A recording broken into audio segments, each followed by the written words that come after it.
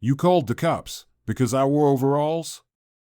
Leo's voice was calm, but the weight behind it silenced the entire showroom. Then he dropped the final blow. That's unfortunate, because starting Monday, I own this place. The Texas sun was already high when Leonard Leo Freeman rumbled into the parking lot of Sterling Auto House, Houston's gleaming monument to excess. His old Dodge Ram groaned as it settled into a space between a matte black Rolls-Royce Cullinan and a pearl-white Maybach. He sat behind the wheel for a moment, staring at the glass and steel showroom like a man walking into a different world. Then, with the deliberate pace of someone who had worked through too many bad knees and long shifts, Leo stepped out. He wore stained overalls streaked with grease, an old Freeman racing cap tilted low, and boots that had seen more oil spills than the dealership's entire service department combined. A white rag hung from his back pocket, and his hand still bore the grime of that morning's work in his home garage. He'd been rebuilding the transmission of a '67 Mustang GT350. The man who stepped onto the lot looked like someone here to ask about used brake pads, not someone about to drop nearly $1 million on a hypercar. Inside the showroom, the floor gleamed like an operating room. Polished marble tiles reflected the undersides of Lamborghinis and McLarens, and the air smelled of leather, espresso, and a hint of cologne from overzealous salesmen. Brent Nichols, 32, slick-haired and draped in a navy double-breasted suit, leaned over the counter sipping his oat milk latte. His eyes flicked toward the lot as the glass doors opened. "Yo," he muttered to his colleague, nudging him with a smug grin. "We got a walk-in. Looks like someone wandered in from a construction site." The other guy laughed. "Think he's here for directions?" Leo didn't pause. His boots clicked against the tile as he walked past million-dollar Bugattis and blood-red Ferraris without giving them a second glance. His eyes locked instead on the black Koenigsegg Jesko positioned dead center in the showroom like a crown jewel. It looked more spaceship than car, its carbon fiber body glinting under the showroom lights. Brent intercepted him with the ease of someone used to controlling the room. "Good afternoon, sir," he said, plastering on a practiced smile. "Can I help you with anything?" Leo nodded slowly. "Yeah," he said, his voice deep and calm. "I want that one." He pointed directly at the Jesko. Brent paused. "That one?" He blinked like he hadn't heard right. "Sir, that's a 2024 Jesko Absolute. Only 5 in the country. It's not exactly in the test drive bracket." Leo didn't flinch. "Didn't ask for a test drive," he said. "I said I want it." Brent's smile twisted. Sure, he chuckled. "Let's maybe take a look at financing options. I can get you in a pre-owned AMG today, or..." Leo reached into his jacket. What came out stopped Brent mid-sentence. A thick, sealed envelope. He set it down on the hood of the Jesko with a quiet thud. Brent blinked. "Sir, what's this?" "Payment," Leo said simply. Brent opened it. His fingers twitched as he saw rows of crisp $100 bills, bundled and rubber-banded. It was thick enough to choke a shredder. From behind the office glass, Raymond Ellis, the dealership manager, watched the interaction with a furrowed brow. His jaw clenched as he grabbed his phone. "Houston PD, please," he said quickly. "Yes, this is Sterling Auto House. We've got a situation, possible counterfeit cash or fraud in progress." Back on the floor, Brent's hands hovered over the envelope like it might explode. "Sir, I'm gonna have to speak to my manager," he said, voice thin. Leo simply nodded and stood with one hand on the roof of the Jesko, like it already belonged to him. Minutes later, the air shifted. Customers browsing Aston Martins and G-Wagons looked up as sirens pierced the quiet hum of dealership jazz. 2 patrol cruisers rolled into the lot and stopped side by side. Officers stepped out, one older, with sharp gray eyes under his sunglasses, the other younger, still adjusting his vest. They entered briskly, hands near their hips. Raymond stepped forward, overplaying the urgency. "That man right there," he pointed, walked in off the street and dropped a bag of cash on a car worth nearly $1 million. "Something's not right." The older officer approached Leo. Sir, he said, keeping it neutral, may I ask what's in the envelope? Leo looked him dead in the eye. Money, he replied. I'm buying a car. Brent crossed his arms, scoffing. You see what I'm saying? Come on, he looks like he fixes lawnmowers out back, not like someone who buys Koenigsegg's. The younger officer picked up the envelope and flipped through it. He whistled under his breath. These are real, he said quietly. Crisp, serialized, and unmarked. The older officer turned to Leo. Sir, do you mind stating your name? Leonard Freeman, he replied. The officers froze. The younger one fumbled for his radio. The older one typed something into his phone. Within seconds, their demeanor shifted. Sir, the senior officer said slowly, Leonard Freeman, as in. Freeman Advanced Torque Systems? Leo gave a single nod. The silence that followed was electric. Brent's smirk vanished. Raymond's face went pale. Mr. Freeman, the officer continued, your company designed torque stabilizers for both NASA and the U.S. Air Force, correct? Among other things, Leo said calmly. And you recently sold the company for, let me check, $92.3 million? Leo tilted his head. More like $94 after the patents cleared. Brent stumbled backward, nearly bumping into a Ferrari. Raymond looked like someone had yanked the floor out from under him. Customers around the showroom started whispering. A teenager snapped a picture with his phone. Are you telling me, Raymond stammered, that you're that Leonard Freeman? Leo didn't answer. He didn't need to. The officer turned to Raymond. This man is not under investigation. In fact, if I were you, I'd start worrying about your behavior. Raymond opened his mouth, but no sound came out. Leo reached into his pocket again. This time, it wasn't cash, it was a printed document with a company letterhead, Freeman Capital Holdings. He handed it to Raymond. Effective Monday, Leo said, my holding company will finalize the acquisition of Sterling Auto House and its 4 sister locations. You can call it a hostile buyout if you want. I call it justice. The document confirmed it. Freeman Capital Holdings was purchasing the Sterling dealership group. And Leonard Freeman was the CEO. Raymond took a step back, his hands shaking. This is a mistake. This can't be real. Leo's voice dropped an octave. What's real, he said, is that you judged a man by his clothes, his hands, and the dirt under his fingernails. You assumed poor meant powerless. But you forgot something, Raymond, those same hands built engines for spaceflight. You sell cars built for speed. I built speed. The room was dead silent. Even the jazz had faded. Brent cleared his throat, barely above a whisper. Sir. I didn't mean. I didn't know. Leo held up a hand. You didn't ask.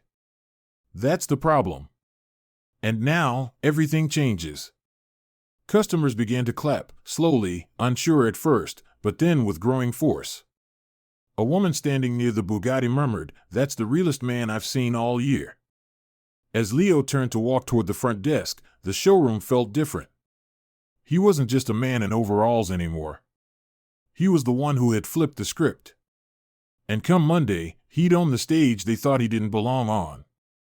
This wasn't just about a car. It was about a culture. One that was about to be rebuilt, bolt by bolt, policy by policy. And Leonard Freeman was the man with the wrench. The clapping had faded, but the echo of what just happened still pulsed through the air like the low hum of a high-performance engine. Leonard Leo Freeman stood near the reception desk of Sterling Auto House, his frame upright, his presence calm, unshaken. Sunlight spilled through the floor-to-ceiling glass, catching the silver flecks in his beard and the grease stains on his coveralls. Moments ago, he had been treated like a trespasser. Now, he stood like the man he was, the man who owned it all. Raymond Ellis still clutched the acquisition notice in his trembling hands, reading and rereading the letterhead of Freeman Capital Holdings as if his denial could rewrite what was printed in bold black ink. Brent had backed off to the side, his earlier swagger completely drained. He leaned against the side of a lime green McLaren, his mouth dry, his eyes flicking between the cops and Leo, trying to process just how far he'd miscalculated. The two officers, Officer Morales and Officer Byrne, stood by silently. They no longer asked questions, they already knew who Leo Freeman was. Byrne, the older one, gave a subtle nod. "Mr. Freeman, if there's anything else you need from us," Leo shook his head slowly. "No, gentlemen. I think the truth handled everything." The officers turned and exited, leaving behind a silence so dense it wrapped itself around every inch of the polished showroom. The remaining staff watched Leo as if unsure whether to speak, move, or breathe. Leo turned to Raymond and Brent, his tone controlled, his eyes steady. "Do you know why I walked in here dressed like this?" he asked, his hand lightly tugging at the grease-stained overalls. Raymond's jaw clenched, but no words came. Brent didn't dare open his mouth. "Because how you treat someone you think can't do anything for you," Leo paused, letting that hang in the air, "reveals who you really are." He walked slowly across the floor, each boot step echoing like a drumbeat in a cathedral. He stopped in front of the Koenigsegg Jesko again, placed his hand back on the hood with the reverence of someone who understood machines, not just as possessions, but as precision, potential, purpose. "This dealership?" Leo said without turning. "It was never about the cars. It was a test." He looked up now, turning to face the room. "I needed to know what kind of people were running the places I was about to invest in.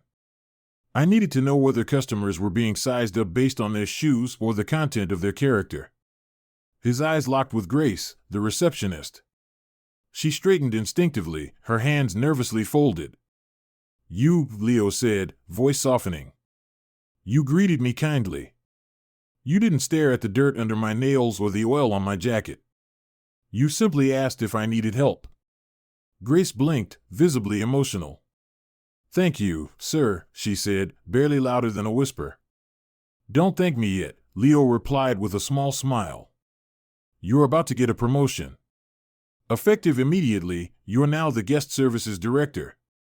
You'll oversee staff training across all 5 locations." A few gasps rang out. Grace's eyes welled with tears.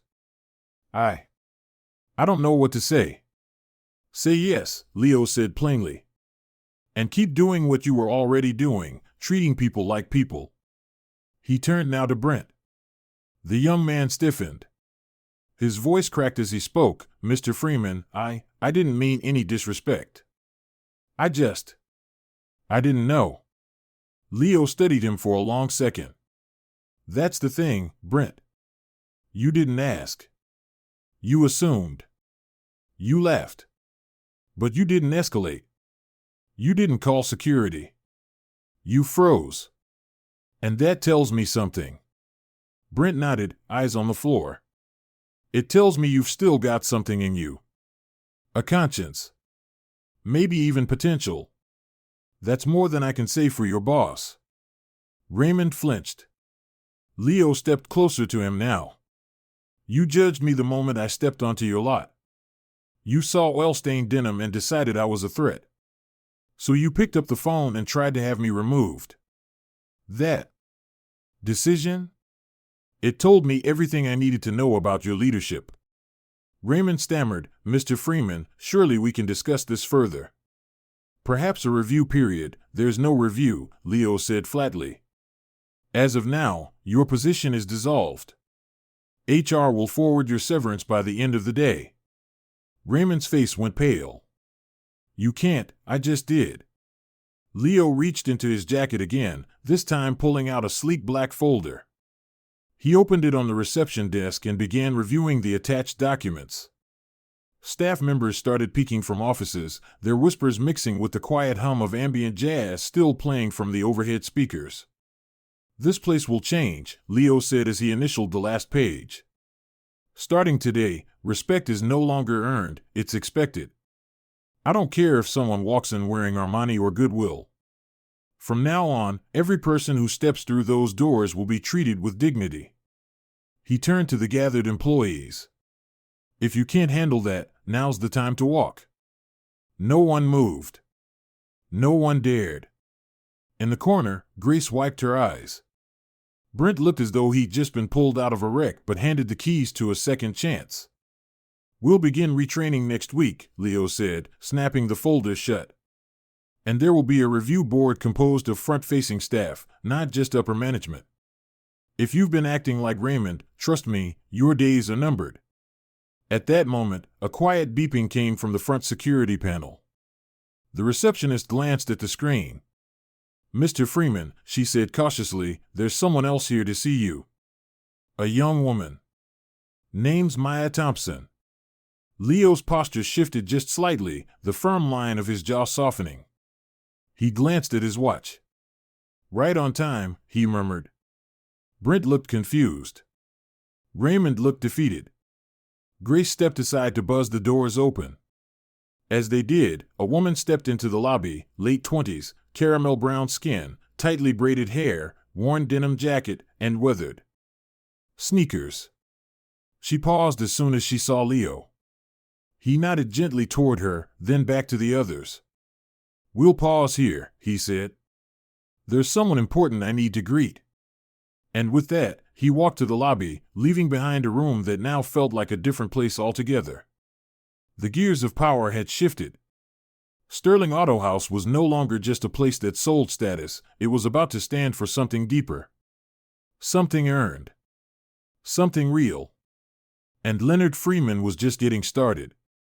The glass doors at Sterling Auto House slid open with a soft hiss as Maya Thompson stepped inside. The sunlight behind her framed her silhouette in gold, but it wasn't the light that made people stare, it was the way she stood, equal parts hesitant and composed, like someone walking into a building that had once humiliated her but no longer had the power to break her. She wore a faded denim jacket, dark jeans, and a pair of worn Adidas sneakers. Her braided hair was neatly pinned back, her face bare except for a touch of lip balm, and in her eyes, behind the uncertainty, burned something unshakable. Leonard Freeman had just finished announcing the termination of Raymond Ellis and the restructuring of the entire dealership. Grace had been promoted. Brent had been put on probation, given a rare second chance. The staff was still stunned, whispering among themselves as the man in overalls, now known to them as the CEO of Freeman Capital Holdings, stood like a lighthouse in the middle of a storm he'd single-handedly redirected. And then she arrived. Leo turned from the reception desk the moment the doors opened, his posture shifting just slightly, shoulders softening, jaw unclenching. "Welcome back, Maya," he said gently. His voice was warm, grounded, and full of something Maya hadn't felt in years, recognition. Her steps faltered. She blinked, uncertain. How do you know my name?" Leo took a few steps forward, removing his cap and revealing a salt and pepper crown of curls. "Because I gave it to you," he said. The room went still. Grace froze mid-step. Brent stared. The remaining employees looked between Maya and Leo like a slow-motion movie scene. "I don't understand," Maya said, her voice barely above a whisper. "You're saying I'm your father," Leo finished for her. "Biologically. I've followed your life from a distance, always watching, always hoping the world would treat you better than it treated me." Maya's mouth opened but no words came. Her fingers curled and uncurled at her sides. "You were the voice who called when I had no one," she said slowly, realization dawning. "You sent those care packages to my dorm in community college. You paid off my hospital bill when I got sick. That was you." Leo nodded. "I couldn't be there in person back then, not without putting you in the media crosshairs. But I never stopped watching. I just needed to make sure you had the chance to become you before the world knew who you came from." Her eyes welled, but she didn't cry. Instead, she stepped closer, close enough to see the decades of weather in his face, the streaks of pain and pride that had carved him into the man before her. "Why now?" she asked. "Why here?" "Because," Leo said, voice steady, "this dealership, this whole system, is about to change. And I need someone who knows what it's like to be underestimated. To be judged. Someone who didn't grow up with privilege but understands how to wield power with grace." The staff had gathered now in the open showroom, the polished tile catching every flicker of light, every shifting glance. Leo turned to face them, gesturing for Maya to join him at the center. "This young woman," he said, his voice carrying across the marble, "was thrown out of this very building 5 days ago by someone who assumed she didn't belong. No questions, no courtesy, no clue who she really was." The employees murmured. A few lowered their heads in shame. "She is my daughter," Leo said firmly, "but more importantly, she is now your new executive director." Gasps rippled through the room. A clipboard fell behind the reception desk. Maya's eyes widened. "Wait, what?" she whispered. Leo turned to her, placing a hand on her shoulder. "I built my life engineering precision machines for the stars. But the legacy I leave behind can't just be technology or profit. It has to be people. You've earned this, not because of your name, but because you never stopped moving forward, no matter how many times. Doors were slammed in your face." Maya looked out across the room. The very space where she had once been dismissed and embarrassed now stood still, waiting for her to speak. She swallowed, her nerves dancing like electricity under her skin. Then she stepped forward. "I wasn't sure I belonged here 5 days ago," she began, her voice wavering, then growing stronger with every word. "I came looking for a car, not a confrontation. I came hopeful, and I left humiliated. But I've learned that power isn't always loud. Sometimes it walks in quietly. Sometimes it waits. And sometimes it wears second-hand sneakers." A ripple of surprised laughter broke the tension. "From this moment on," Maya continued, her tone sharper now, "Sterling Auto House will no longer be a place where judgment begins at the door. We will treat every customer, no matter what they wear, how they speak, or what they drive, with respect. Full stop." She glanced at Grace, who gave her an encouraging nod. She turned to Brent. "And to those on this team who've made mistakes but are willing to grow, there's room for redemption here too. But that road begins with accountability." Brent straightened, grateful but sober.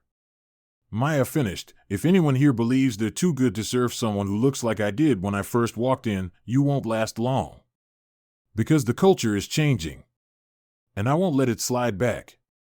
Applause began at the edges. Soft at first, then louder.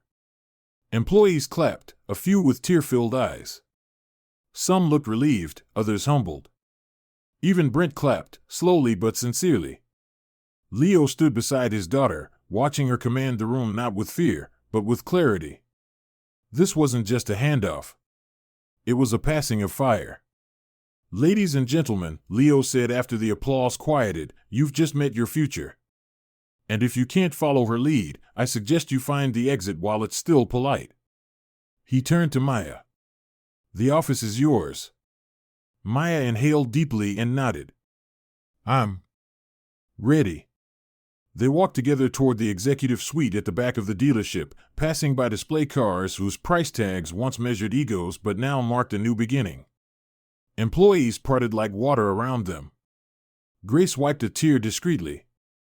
Brent stood taller. Something had shifted. Not just the leadership. Not just the ownership. But the soul of the place. By the time Maya and Leo disappeared behind the frosted glass door, the staff was no longer whispering about what had happened, they were talking about what could be. And in the middle of Houston, inside a luxury dealership that once ran on assumption and arrogance, a different kind of engine had been started. One built on respect. And it was roaring to life. Sometimes, life's most powerful moments don't begin with fanfare, they begin with silence, with someone underestimated, someone ignored. The story of Leonard Freeman and his daughter Maya is not just about justice in a car dealership, it's a reminder about the weight of assumptions, the quiet strength of humility, and the power of second chances. When Leo walked into Sterling Auto House in stained overalls, he carried more than cash, he carried a test. And most people failed it. They looked at his hands, his boots, his clothes, and decided his worth in seconds. But what they didn't see was his legacy, his work with NASA, his multi-million-dollar company, his decades of innovation. That's the trap of judgment. It makes us blind to what truly matters. Then came Maya, dismissed not because of her actions, but because of her appearance. Her strength wasn't in fighting back loudly, but in returning with grace, with purpose, and with the courage to lead. In her, we see a truth: leadership doesn't come from titles or bloodlines. It comes from character, resilience, and the decision to be better than those who doubted you.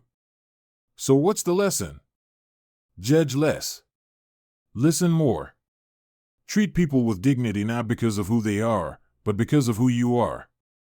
The uniform someone wears, the car they drive, the accent in their voice, none of it defines their worth.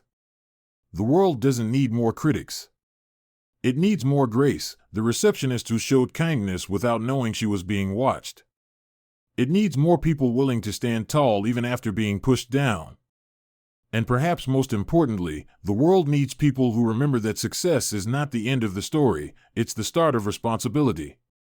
Leo used his power not to boast, but to build. He didn't seek revenge. He sought change. That's leadership. That's legacy.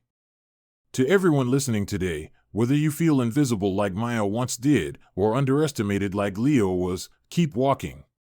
Keep showing up. Your story isn't finished. You are not the opinions of others. You are the proof that quiet perseverance can shake rooms and rewrite systems. From all of us at Us, Justice Stories, thank you for being here. Your support helps us share stories that matter, stories that challenge the way we see the world and remind us of the dignity every human being deserves. If this story touched you, please like, share, and comment where you're watching from. You are a part of this mission, and we're grateful to have you on this journey. Until next time, stay kind, stay strong, and always look deeper.